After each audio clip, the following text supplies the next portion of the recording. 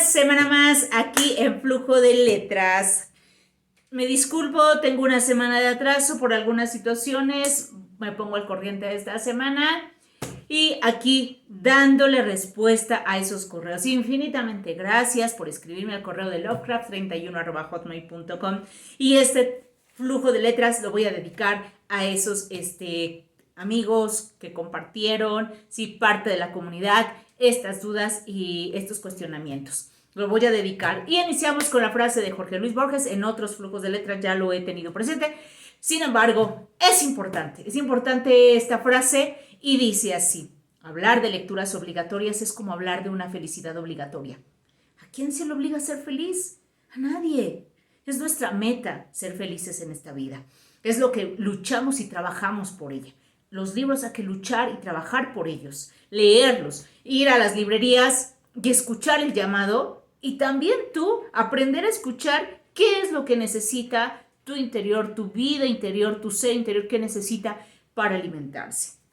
Así es que ahí está la frase de Jorge Luis Borges y nos vamos con nuestro aparador literario.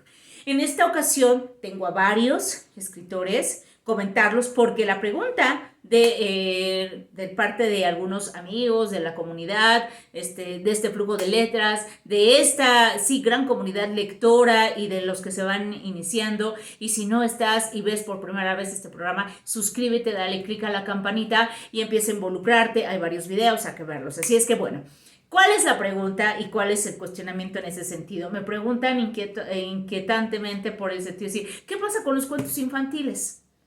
¿Por qué se llaman cuentos infantiles? Ya nos hablaste por ahí el programa de los hermanos Grimm y de Charles Perrault del periodo del neoclásico, de la corriente literaria neoclásica. Y bueno, aquí está. Hay un concepto bien importante, ya lo he mencionado en otros programas, la transtextualidad. Esas técnicas ocultas de un texto a otro, así pasen los siglos, así pasen los años. Son temáticas universales y atemporales que se manifiestan y que se trabajan.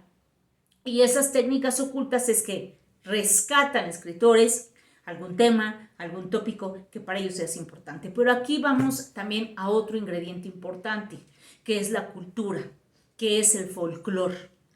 Los hermanos Grimm, en su trabajo, pueden ir al programa de hermanos Grimm, ver que ellos, lingüistas y filólogos, se involucraron en rescatar esas historias que es parte de la tradición oral y que en México se está terminando, que en México se está ahora sí que disipando. No, hay que escuchar leyendas, historias que nos cuenten, ¿sí? Hay que hacernos a la tarea de rescatar esa parte de nuestra cultura. Y ellos lo que hicieron es rescatar y escribir relatos. Rescatar quienes, los de las poblaciones, contaban sus inquietudes, y sobre todo las mujeres que se quedaban en casa. En el caso de Charles Perrault también hace lo mismo, experimentar, escuchar, observar su cultura. Entonces es bien importante. Y a través de eso surgen, la transtextualidad los llega a conectar aunque tengan siglos de distancia. En el caso, por ejemplo, también de Bruno Traven, él hace una transtextualidad con Macario, que es un cuento donde se inspira, donde saca estos elementos precisamente, y aparte, cómo las culturas se unen, cómo hay tradición que también se lleva en otros lugares, que es el legado de la muerte de los hermanos Grimm y Bruno Traven con Macario. Hay una transtextualidad, técnicas ocultas, pero estamos hablando de esa dinámica de que la muerte va a otorgar un elemento para ayudarle como premio por haberle compartido su pavo. Entonces, bueno, en el caso de Macario, en el caso de los hermanos Grimm, es que es el ahijado. Era tan pobre su padre que en el momento se encuentra en el camino a la muerte y le dice, bueno, voy a ser tu madrina, voy a ser tu comadre. Entonces, pues bueno, ahí está. Entonces los hermanos Grimm tienen el contexto, ¿sí? Y otro contexto en Bruno Traven. Entonces es extraordinario buscarlos de esa manera. Así es que en el caso de Charles Perrault con Cenicienta y Cenicienta de los hermanos Grimm, hay cuestiones bien interesantes, Caperucita Roja, que son cuentos que llegan a coincidir. O sea, hay que buscarlos, hay que ver esa transtextualidad, cómo temáticamente se han trabajado. Es que es bien interesante. Y aquí es donde podemos no solo encontrar a Charles Perrault y los hermanos Grimm, también vamos a encontrar a Anderson, también vamos a encontrar a Cristóbal von Schmidt, que es alemán, vamos a encontrar a Edmundo de Amici, que es italiano, vamos a encontrar a Oscar Wilde, vamos a encontrar a José Martí, que es cubano, Oscar Wilde, que es irlandés, y toda esta gama. Y además hay cuentos también que son rescatados de esa tradición oral y que pues pertenecen a una población. Ya no hay tanto un autor específico, ¿sí? Con otros elementos, sino simplemente rescatar esa tradición oral. Así es que es bien interesante que vayas, que busques, ¿sí? Estos relatos de estos autores mencionados. Y también, ejemplo, Alibaba y los 40 ladrones, los relatos de las 1001 noches, son extraordinarios. Hay que buscarlos y ver este tipo de tópicos y temas que se van escribiendo, que se van dando a través del tiempo. Obvio, porque cuentos infantiles, no porque sean para niños, al contrario. La temática yo creo que es bien interesante y compleja. Tú ya como lector, como buscador de lecturas, puedes leer las versiones originales y son extraordinarias, a diferencia de las versiones que Walt Disney te llega a dar. Los dibujos animados son muy bonitos, extraordinarios, pero pertenecen a otro rubro. Pero las versiones que te dan para suavizar, como subestimando la capacidad de un lector infantil, pues no, nada que ver. Así es que yo creo que estas lecturas de los cuentos infantiles guiadas por alguien, para los niños, pueden ser totalmente impactantes y enriquecedoras. ¿Por qué? Porque los hermanos Grimm no son suaves con los castigos que se deben de merecer los personajes. Tampoco Charles Perrault. ¿Por qué? Porque es una realidad. Ellos rescatan ese acervo cultural. Por lo tanto, no pueden ser infantiles. Utilizan elementos con este ingrediente que es la ficción. No es falsa ni verdadera, solamente creíble. Pero pues hay que explicar, y tú también llegar a la conciencia con estos textos que son simbólicos, como la Cenicienta con la zapatilla de cristal, Caperucita Roja, porque es roja y no de otro color, porque el Príncipe Azul, el color azul es un tópico que no solamente aparece en Blancanieves, en Cenicienta, sino también va a aparecer o se va a manifestar en esta corriente literaria del modernismo que es solamente para América Latina, y lo va a utilizar como título de un texto bien importante representado por el padre del modernismo, que es Rubén Darío. Así es que mucho ojo, tendremos un aparador literario, un flujo de letras dedicado a este escritor, pero mientras tanto debo mencionar que el color llega a ser también un tópico.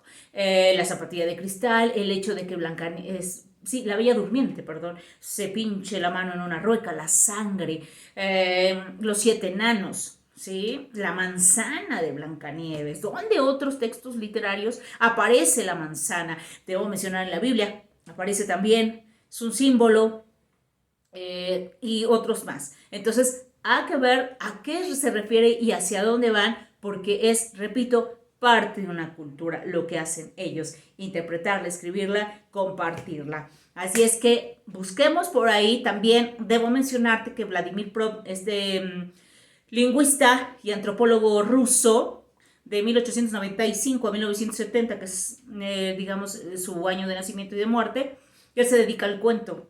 El cuento no es un texto sencillo, no es un género narrativo sencillo, es un género complejo. Tanto Edgar Allan Poe y otros tantos escritores como Vladimir Prot dicen, es complejo por cómo va tejiendo en un solo asunto, en un solo clímax, a los personajes. A diferencia de una novela, que puede ser extraordinaria, pero tiene posibilidad de darte un tendedero histórico mucho más amplio, válgame por el término, dártelo en varios nudos, en varios conflictos, con varios personajes. Y el cuento tiene que ser bastante bien armadito, muy pensado hacia dónde va, que te deje satisfecho. Así es que es interesante. Vayan no solamente con los más conocidos, sino con también otros. Podemos encontrar a Pinocho, sí, con el símbolo de su nariz, que es un falo.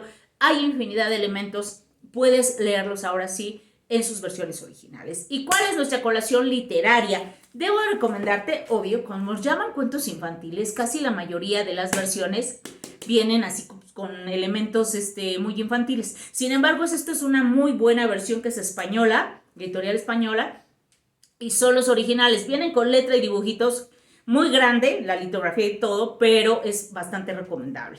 Tanto para ti como para los chicos o niños, si tienes hijos o tienes sobrinos, un buen regalo del Día del Niño. Y no olvidemos más bien nuestro niño interior. Y Diana, 1980, que edita esta de los titanes de la literatura infantil, que también son las versiones originales, vayan. Está muy completa, viene José Martí, viene Oscar Wilde, viene Edmundo de Amici, viene Cristóbal Bon Smith, viene Anderson, viene los hermanos Grimm y cultura hindú también, aquí como tradición oral. Te lo dejo en el tintero. Amor, paz y salud. Nos vemos la próxima semana. Dale click a la campanita si no te has suscrito. Sígueme en redes sociales como en Instagram, como María del Rayo, o en Facebook como Rayo Vega. Cualquier comentario, opinión o crítica la espero en el correo de lovecraft31@hotmail.com. Espero que haya quedado así como que la mecha encendida para que te des a la tarea de empezar a rastrear y también un poco más claro el panorama de los cuentos infantiles. Cualquier cosa, estamos en contacto y hasta la vista.